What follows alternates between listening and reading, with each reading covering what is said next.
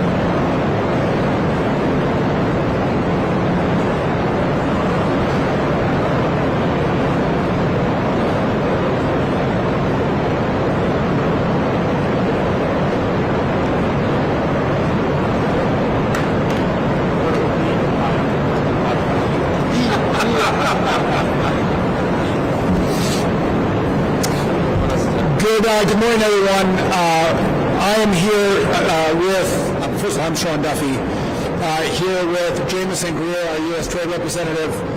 From the EPA, we have Lee Zeldin with us as well, Senator from Ohio, Bernie Moreno, and the Congressman from this district, Bob Latta. We just had a great tour of this Ford facility producing great American trucks with, by the way, amazing American workers.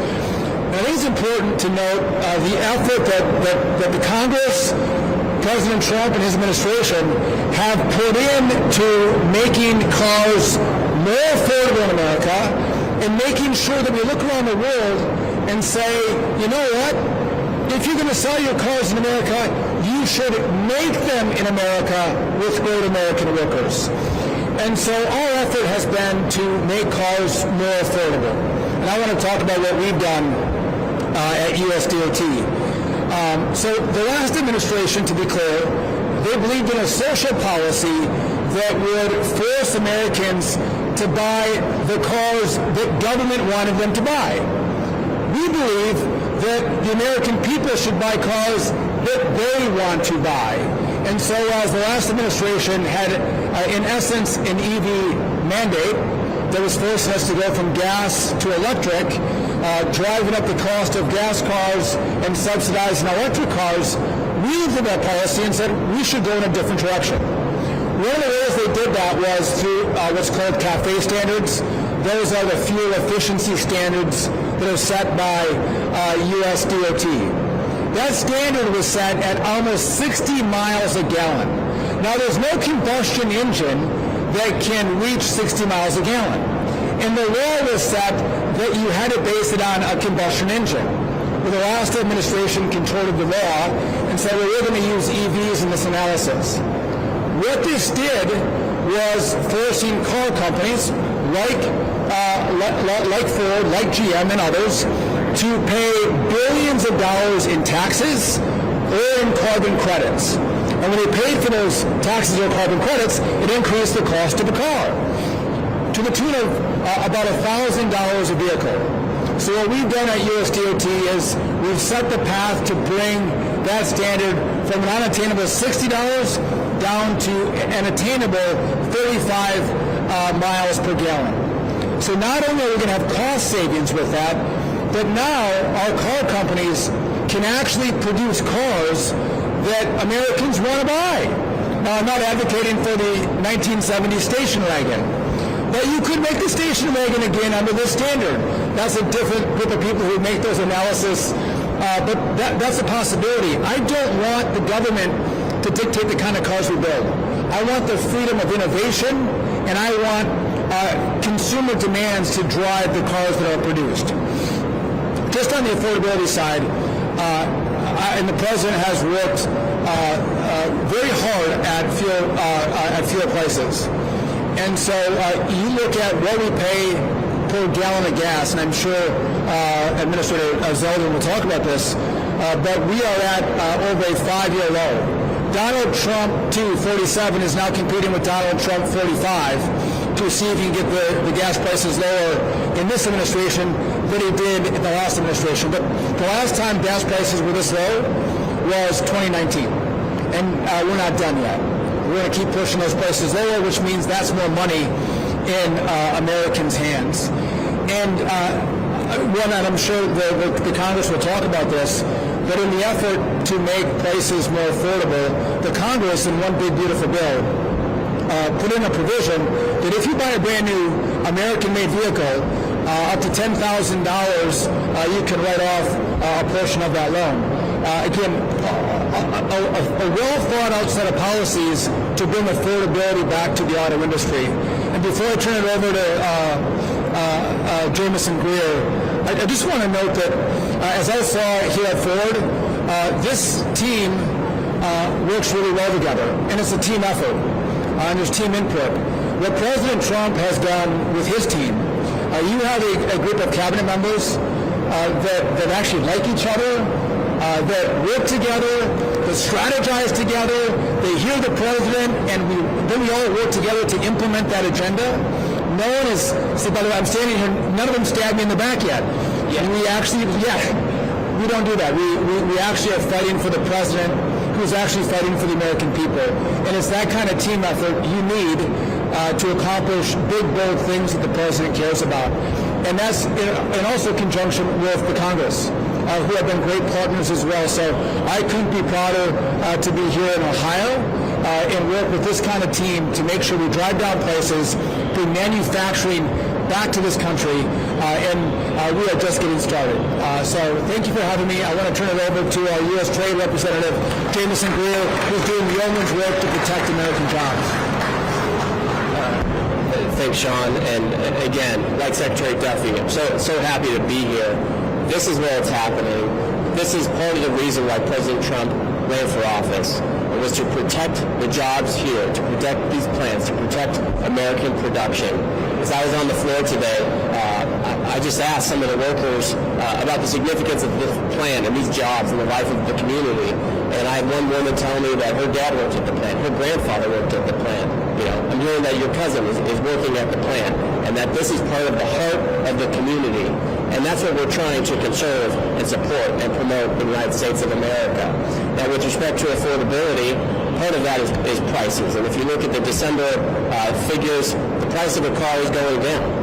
The other part of affordability is wages and jobs, and bringing back good American manufacturing jobs. Over the last year, average weekly wages have gone up by 4% on average. $1,300 is the average yearly increase for a manufacturing job, for the types of jobs we have in these kinds of factories. During the last 4 years before President Trump, that number went down by $3,000. So we're in a position where inflation's in check. It's actually going down now, and wages are going up. And it's going up on the back of manufacturing jobs like the ones you have here. And on top of that, the president, he's using tariffs very effectively. The trucks that you make here, if they're coming now from overseas, if they're coming from a foreign producer, they have to pay an extra 25% tariff. And that protects your job, it protects your production. And it's not just about making sure that we protect the jobs here, it's a national security issue. Every time you have manufacturing, you have research and development, you have all kinds of technology that goes into it. Auto manufacturing is advanced manufacturing, and we want to have it here. And we're now entering into a perfect situation where wages are going up, manufacturing productivity is going up, inflation is in check, it's starting to go down. This is what the American people want, and it's what we're trying to deliver for the Americans. Thank you so much for all the work you're doing here. This truly is the manufacturing heart of America. This is why we do what we do. It's so good to get out of Washington. I hope none of you ever have to go there. It's good to come here and see you, to see you working on the line, to see the trucks rolling off. Outcompete anyone in the world because of what you're doing here. Thank you, Administrator Zeldin.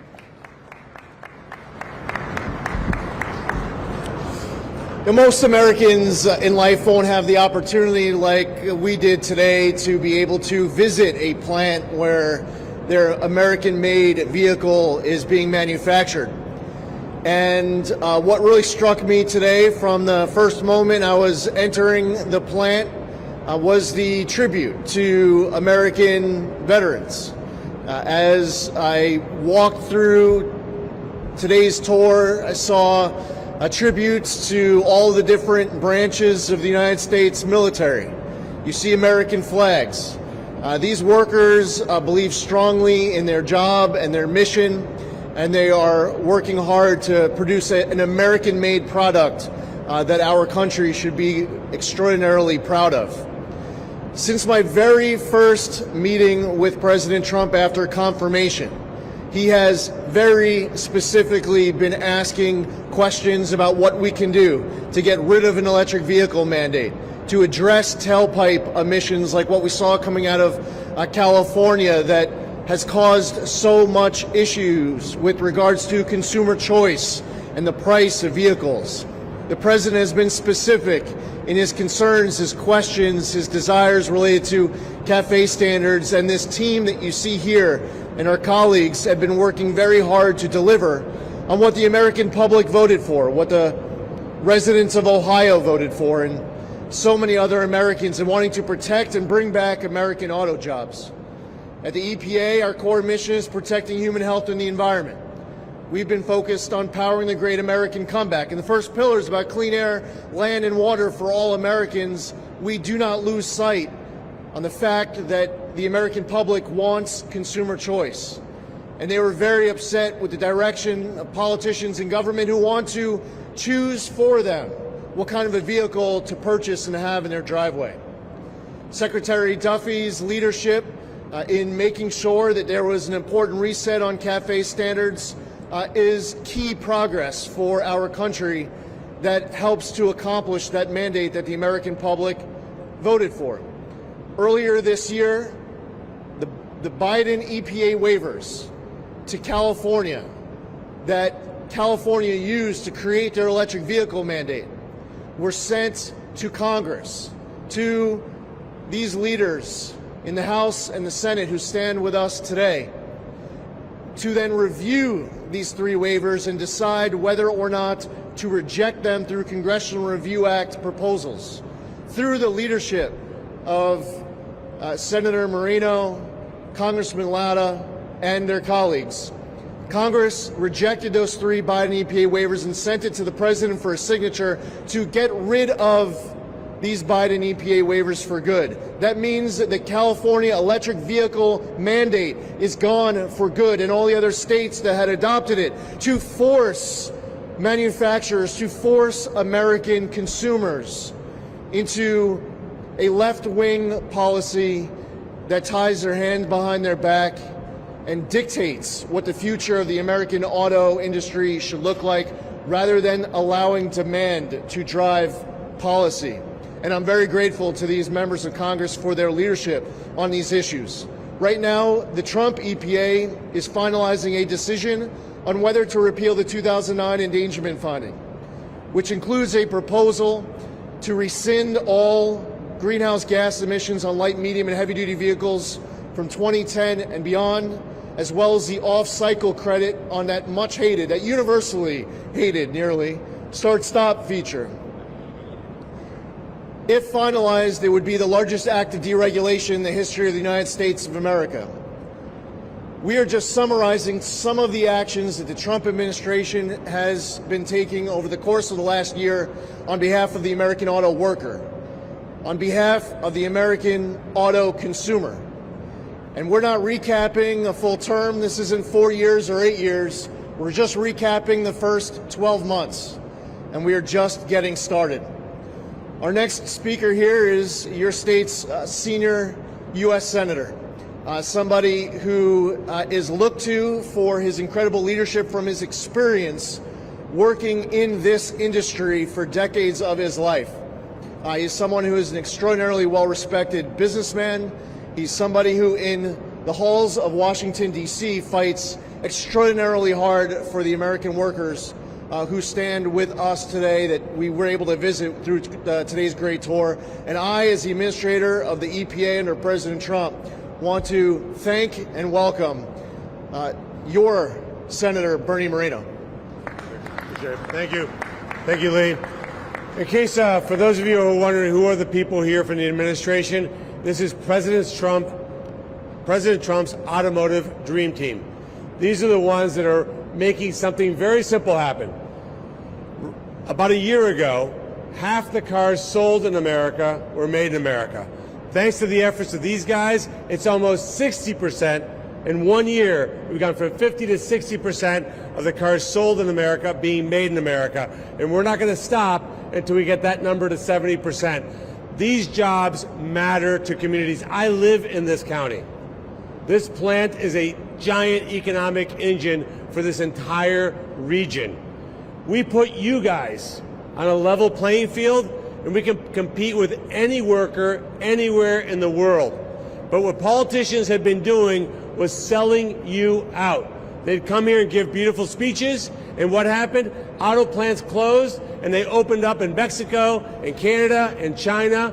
That day is gone. This is about restoring American workers' ability to have a good one job. You can have one job. You don't need to have 2 or 3 jobs. You can have one job and own a home, own a car, support a family, and retire with dignity. Because that's the essence of the American dream. It's what we're fighting for. And soon you're going to see something that we passed called the Working Families Tax Cut Act. That's going to put money directly in your pockets. All the overtime that you've worked, where you've stayed away from your families, you've taken time away from other things in your life that you can do to work right here during that overtime, we're going to refund all the taxes that you paid on that overtime. You're going to see that money. You're going to see a child tax credit. You're going to see a credit for daycare, because at the end of the day, the people who are wealthy in this country are doing just fine. Our job in Congress is to make certain that you have somebody who's fighting for you every single day. And as these guys said, we've just begun. Thank you for all the hard work that you guys do. Know that you have people in the administration and in Congress that are fighting for you. One of the ones that I know is my absolute partner in making this happen is your congressman. Let me bring him up, Bob Lott. Thank you. Thank you. Well, thank you all for being here. I want to thank the administration folks for being with us, because again, what you're seeing here today is America as a greatness, and it starts with the workers here. This is my district. We have over 80,000 manufacturing jobs in the 5th District. We make things, but if we're going to make things, we have to have affordable energy. I serve on the Energy and Commerce Committee, and I serve as the Energy Subcommittee Chair. And I know this, if energy prices go up, two things happen. People can't go out and buy more vehicles, and the other thing is plants have a harder time to operate because their costs go up. So we've been working on in the Energy and Commerce Committee to make sure we bring these costs down, and make sure we have the energy being here right in the United States, because again, this is our security. We want to make sure that folks, when they go to the gas station, last night in my district, I bought gas for $2.29. You know, not too long ago in the Biden administration, we saw gas prices skyrocketing. But we have to make sure we have the energy out there. And so that makes sure, that, again, on the oil side, the natural gas side, you name it, that we're bringing it up. And the other thing that's already been brought up is important. We know when Washington does this, and this is what they did in the past administration, if Washington decides what Americans are going to drive and say who they're going to pick the winners and the losers, I'm going to guarantee you this: the American people are going to lose, because it's up to consumer choice what people want to buy. And I tell you, when you look behind us here at these vehicles that they're making here, all these vehicles are going off the line. They're going to be out on the roads working and helping Americans. So I want to thank the Ford here, but the workers here for everything they do to make sure we keep America on top. Thank you.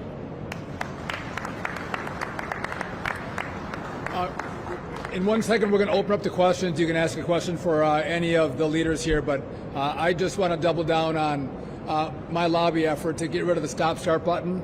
I hate the stop-start button in my car. It's horrible. So anyway, if you can make that happen. If you guys have any questions, we're open to taking a couple. And I think we might have some microphones just because it is loud in here. Do we have? There's a question. Yeah. Just please say who your question is for. Dave Shepardson from Reuters.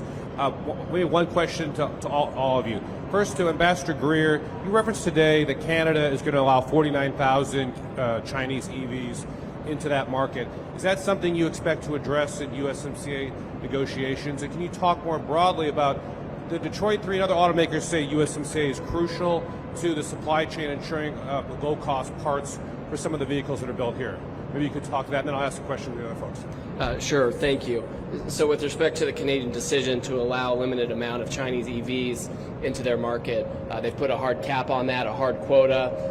On the one hand, I don't expect that to disrupt American supply into Canada by any means. Canada is so dependent on the United States for their GDP. Their entire population is crowded around our border for that reason. I'll tell you one thing. If those cars are going to Canada, they're not coming here. So that's for sure. I think broadly speaking, with respect to USMCA, we're in a period of renegotiation. We're taking a very close look at it. There are certain aspects of it related to agriculture, et cetera, that some of the supply chains make sense. But when it comes to manufacturing, we want those jobs here. We understand that some of the big three, they have some operations in Mexico, some in Canada. We want to create incentives to bring as much back here. President Trump did the USMCA in the first term. It generated a lot of investment in the United States, but we want to generate even more. So we expect that there will be more U.S. content, that any new rules that we establish will create incentives to have more workers in factories like these. Thank you. Secretary Duffy and Administrator Zeldin, or maybe Senator Moreno, how long is it going to take the impact of CAFE and EPA emissions reductions to trickle down into vehicle prices? Is this about, in the short term, decontenting some of these requirements to meet those rules, or replacing certain parts or systems?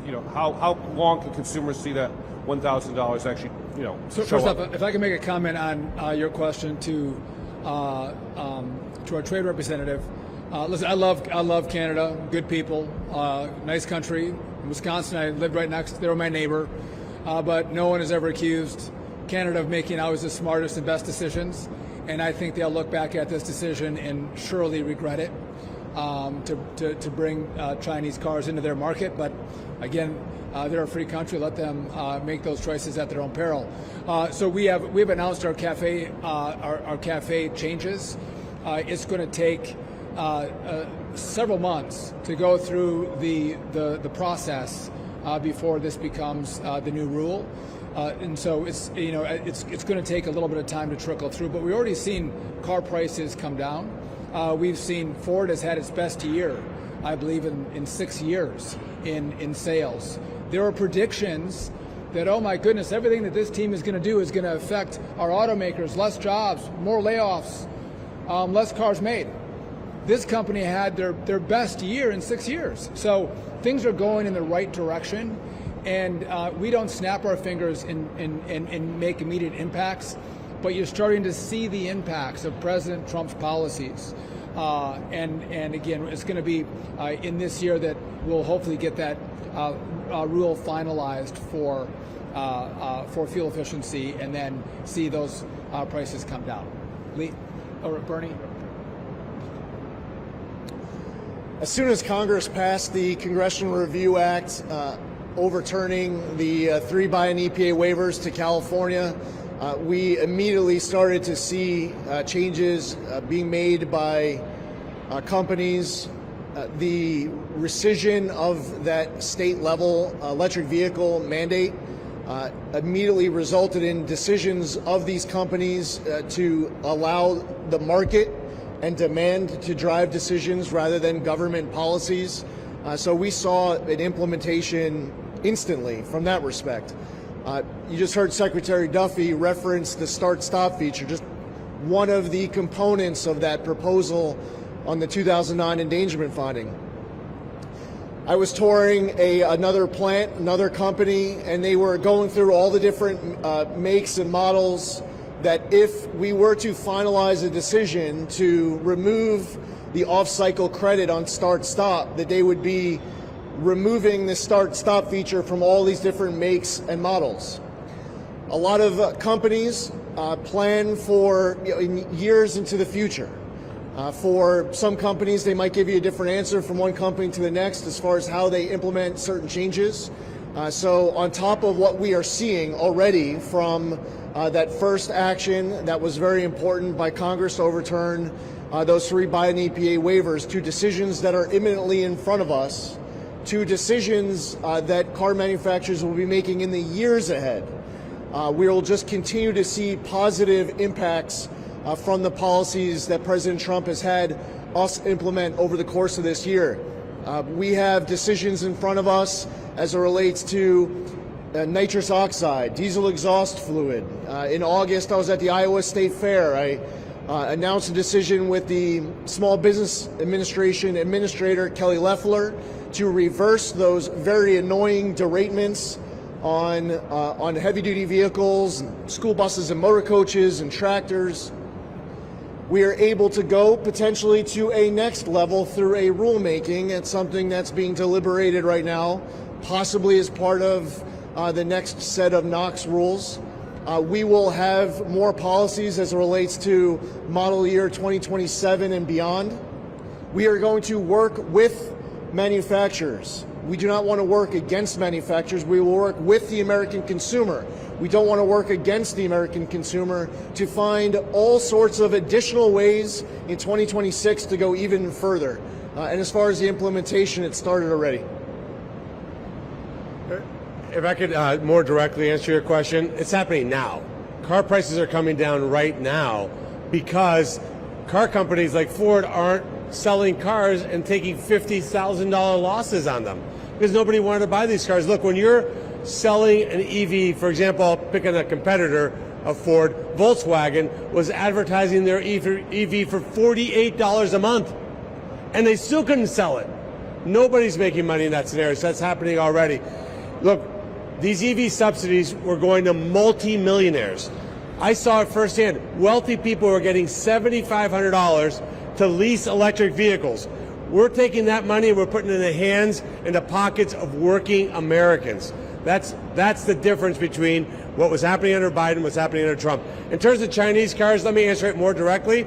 As long as I have air in my body, there will not be Chinese vehicles sold in the United States of America, Period. Hard stop.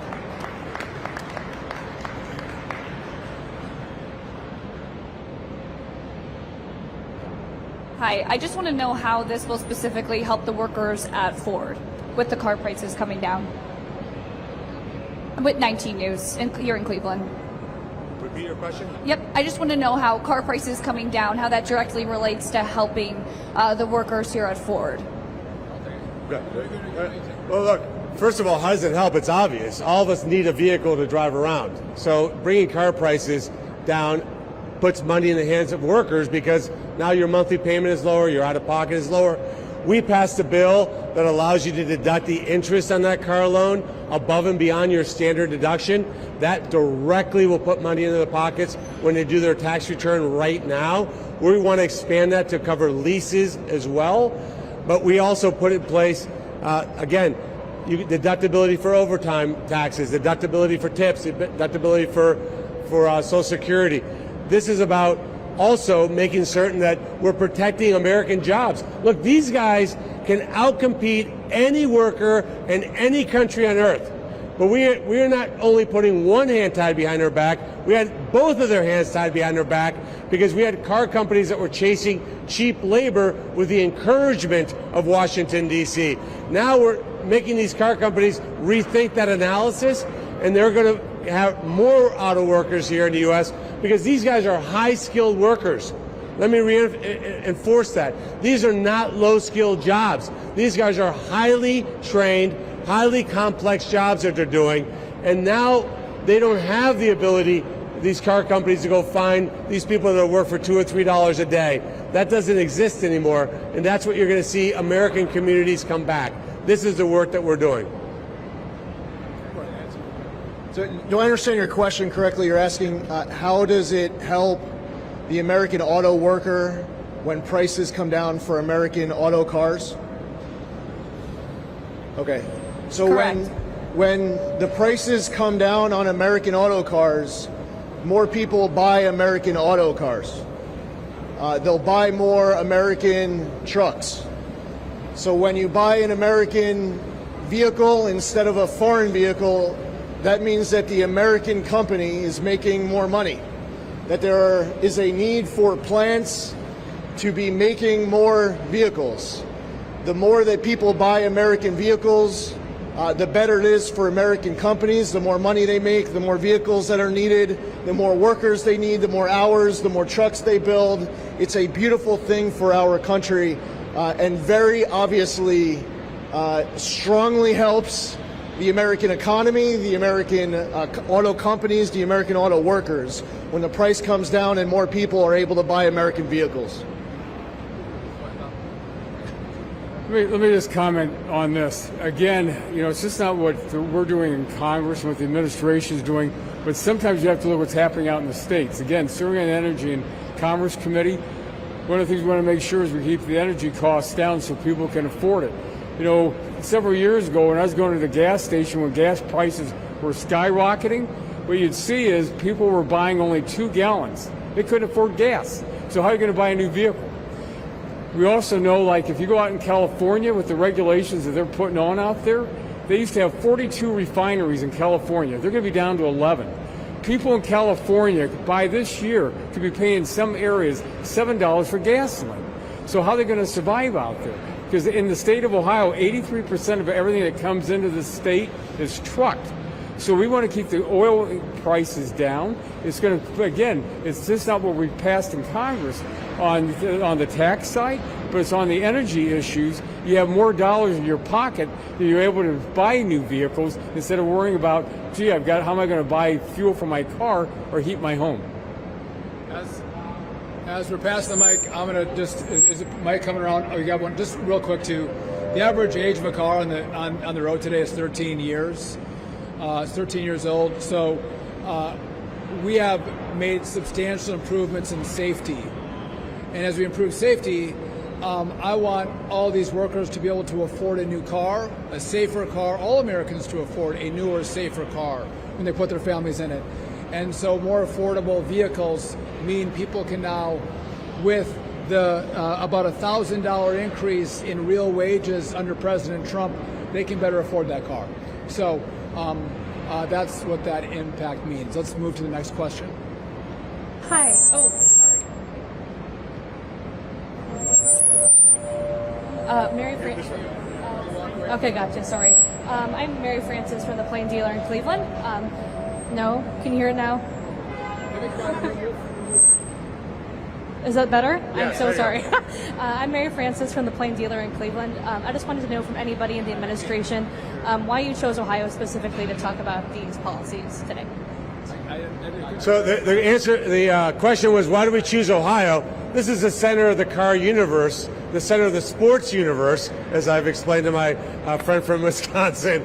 This is the beating heart of the auto industry is right here in Ohio. This is where autos are made, the supply base exists. This is the most important state. I know what the guys up north think. It's all about Ohio. And let me make one more point. When we had all those years of terrible policies that were driving factories to Mexico, to China, to Vietnam, this is where it got hurt, and this is where the jobs are coming back. This is where the expansions are happening. This is where we're seeing a manufacturing renaissance, and that's why we're in Ohio. Yeah, and lastly, our Vice President, J.D. Vance, has made sure that all members of this cabinet, at all times of every day, we always have Ohio top of mind. I was confirmed last January. The Vice President instantly contacted me and said, on Monday you're going to Ohio. It's the first state you're going to go visit. This is our first trip of 2026, the first state. Here we are in Ohio, and I would say in many different respects, the Vice President has not forgotten where he comes from. He keeps it top of mind for all of us here in the cabinet, and I'm sure the Vice President is going to be very happy to know that more of the cabinet continues to come back to his home state of Ohio. One last question. Secretary Duffy, John Kostick from Channel 5 ABC in Cleveland. You mentioned safety. It's been said that easing some of the safety standards would bring the price of cars down further. Is that something your department is considering? So safety is our number one priority, whether it's in cars or in aviation. But we always have to review our standards and marry those standards up with new innovation. So just to take EVs for a moment, autonomous vehicles for a moment, we might have side mirrors, rear view mirrors, backup cameras. We have to look at, well, do we need that equipment in an autonomous vehicle? So I want to continue to advance the safety standards, but I always look back and review to go, do we have old standards on the books that we don't need anymore that are driving up the price of vehicles? So we are not going to sacrifice safety, but we can review those policies, regulations that don't improve safety but do drive up costs, and that's what NHTSA is going through right now. Again, sometimes there's big moves you can make, but it's the team making small, consistent moves that, when taken together, are able to reduce significantly the cost of a new vehicle. But thank you for Channel 5. All right, listen, I want to thank you all for coming. Love Ohio. We all appreciate you coming to check us out, and it's good to see Bernie and Bob. Thank you all. Thank you. Thank you. Great. Yeah, thank you. Now we close.